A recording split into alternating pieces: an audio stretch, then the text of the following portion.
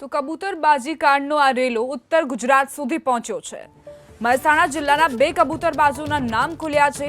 કડીના ચંદ્રેશ પટેલ, સાલડીના કિરણ પટેલનું નામ ખુલ્યું। ચંદ્રેશ પટેલનું હાલ ઘર બંધ હાલતમાં જોવા મળ્યું છે। પરિવારના લોકો પણ ઘર બંધ કરીને ગાયબ થયાની જાણકારી મળી છે। ચંદ્રેશ પટેલના પરિવારજનો કંઈ જ બોલવા તૈયાર નથી। મહેસાણા જિલ્લાના બે કબૂતરબાજોના જે નામ ખુલ્યા છે તેમાં ચંદ્રેશ પટેલનું ઘર હાલ બંધ હાલતમાં। અમારા સંવાદદાતા હારૂન જોડાઈ ગયા છે વધુ જાણકારી સાથે। હારૂન, બે કબૂતરબાજોના નામ ખુલ્યા છે, શું તમારો સંપર્ક થઈ શક્યો છે તેમના પરિવારજનો સાથે? કબૂતરબાજીનો રેલો મહેસાણા સુધી પહોંચ્યો છે અને મહેસાણાના કડીના ચંદ્રેશ પટેલ અને અસલાડીના કિરણ પટેલનું નામ સામે આવ્યું છે। આ કબૂતરબાજીના જે મકાન છે તે હાલમાં બંધ બતાવ્યા છે, જોકે પરિવારના સભ્યો હાલ મકાન બંધ કરીને ગાયબ થઈ ગયા છે।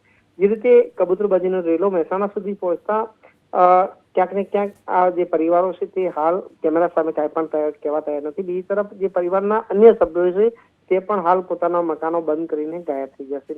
કડી અને અસારડી બે નામો સામે આવે છે અને બંને કિરણ પટેલ અને ચંદ્રેશ પટેલ બે નામો સામે આવતા બંને જગ્યાએ હાલમાં તપાસ કરવામાં આવી છે, પરંતુ હાલમાં પણ વ્યક્તિ ઘરે જોવા મળ્યો નથી। જી, આભાર હારૂન જાણકારી આપવા માટે।